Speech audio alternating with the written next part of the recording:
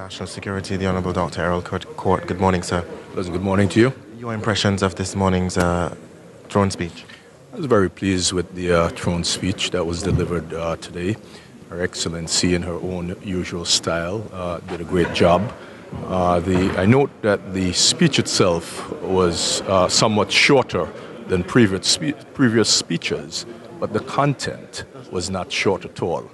I thought that the speech covered wide and very important areas. Certainly for me as National Security Minister, I was pleased with the section that was covered in respect to law enforcement and crime.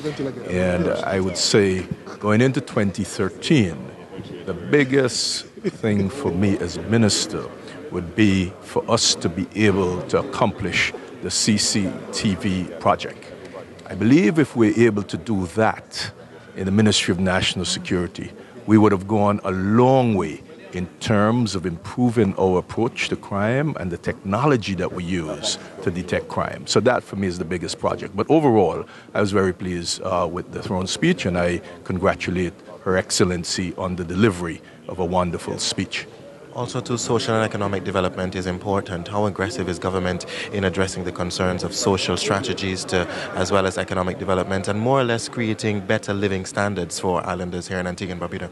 You'd note that the throne speech itself spent a lot of time dealing with the socioeconomic challenges that we are presently experiencing.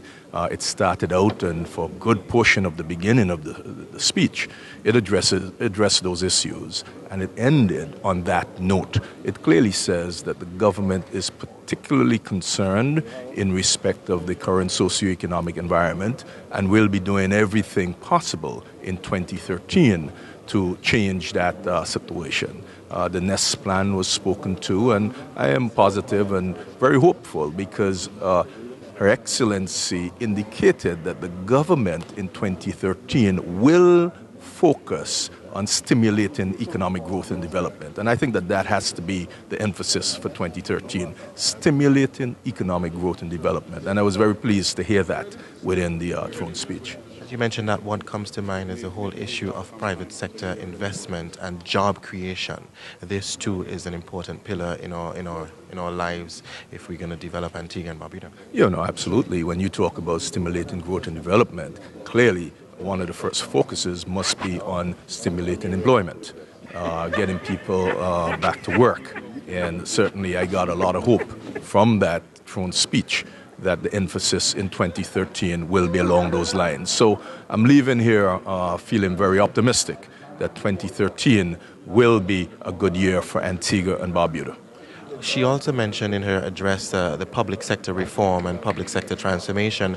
How can you speak to the importance of ensuring that the private sector remains or becomes, in fact, that main source of employment, which it really should be, as opposed to government being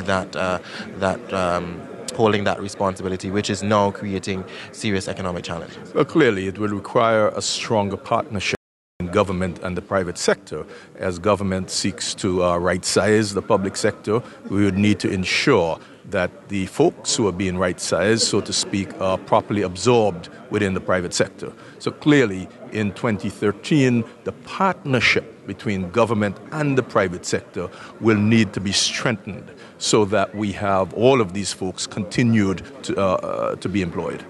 How can you speak to the issue of government moving away from pensioners or the pension public sector workers being rather than beneficiaries, but also benefits, changing up the whole system there as it relates to the pension scheme and the Social Security initiative? The issue of pensions has been a vexing issue for many years. And the Pension Reform Commission was established actually under me. And they're continuing to do their work. Now, there are a number of challenges. You have persons who are receiving a government pension on one hand, and the same person is also receiving a Social Security pension. And the question has always been, should we collapse and have a single pension so that persons fall under one umbrella? So a lot of work needs to be done in that regard. The benefits that are given, that need to be reviewed. So I am also pleased that the work has started in earnest to ensure that there is a comprehensive reform of pensions in this country. It's not something that would happen overnight, though, so we all need to be patient. This will take some time, but the work has started in earnest. Finally, of course, ONDCP and the government as well through the police has been working on eradicating crime and ridding the streets of Antigua and Barbuda of illicit weapons as well as drugs. Your final comment? NDCP has been doing a great job as a law enforcement arm of government. As the throne speech indicated today, they will continue to work closely with the other law enforcement agencies in this country to make sure that we stay on top of crime and keep the people of this country safe and secure.